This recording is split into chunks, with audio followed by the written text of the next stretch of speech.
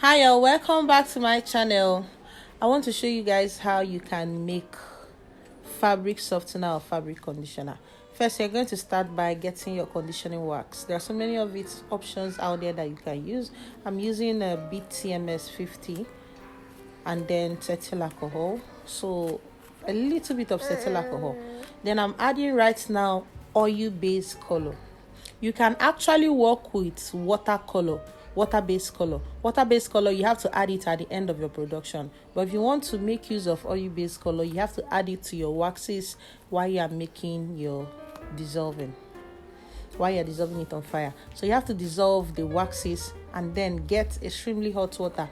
Since I'm making 15 liters, so I just took around 4 liters of hot water or 3 liters of hot water, added it to my stainless bowl. This is where I will pour in my melted waxes once it's well dissolved on fire. I'm using oil color because I want to add it to the waxes, and there are so many persons who make use of the watercolor and the food color, and they tend to tell me something like when they keep it outside under the sun, that they see that their colors tend to fade out, that sometimes it may even fade out and become as return back to white, you understand. So I think using oil color may help you to be able to avoid that kind of issue in your fabric conditioner production. It's a very good tip, so you can do well to use it. So once you have melted all the waxes, just pour it into the extremely hot water and stir. And I also suggest you use a whisker and not a stirring wood or a stirring rod like mine.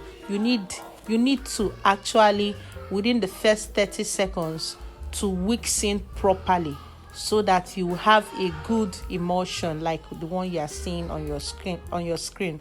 So after mixing or whisking perfectly, the first stage, you are done with the first stage. Now for the remaining part of the water, I'm making 15 liters in total. I started with 4 liters of water. You have to now get the remaining part of the water in cold version. It has to be normal temperature water. If possible, just take tap water and then continue the production till you complete the 15 liters. I would not suggest you adding the rest of the bulk of the 11 liters all at once. I will actually suggest you add it in batches, and then that way you wouldn't have a thermal shock in your production or lose heat quickly that may cause some waxes to settle above your production. So add it in bits.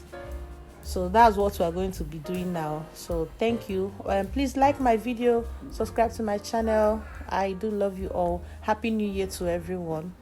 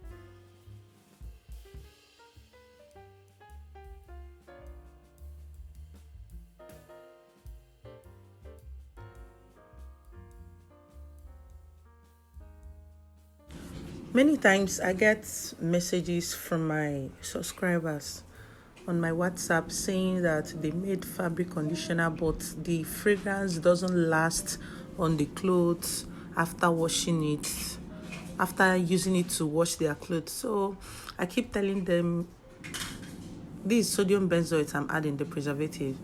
So I keep telling them it actually depends on the quality of your fragrance.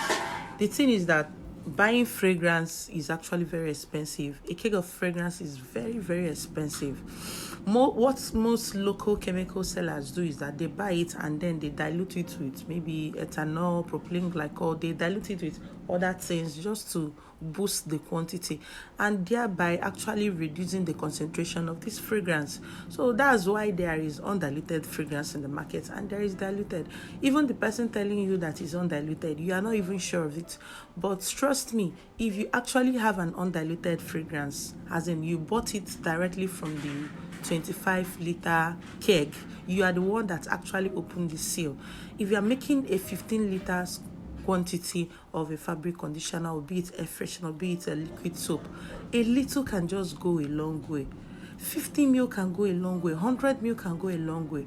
But when you are not sure and you are retailing it, you are retailing the fragrance you are using, lemon fragrance, tangerine, from a local vendor, trust me, please, that is not actually original you are getting. You are just getting something that has been diluted just for the person to make more profit from it. And even if you buy up to 500 ml, half a liter, you end up seeing that it doesn't come out well. This one I made now with just 120 ml. It actually smells a lot. In fact, it's even too much. If you use an aliquot of it to rinse your clothes after washing, probably around 50 ml concentration of it or 100 ml concentration of it, and add it to like 10 liters of water after washing your clothes to use and soften your clothes, you end up seeing that it's even actually smelling excessively, that the concentration of the fragrance is too much. It will keep on sticking, keep on staying on your clothes. It will stick to your clothes. So the quality of your fragrance determines your outcome. It is not by the recipe. The recipe is perfect and good, but by the quality of the fragrance, the quality of the chemicals that you are buying.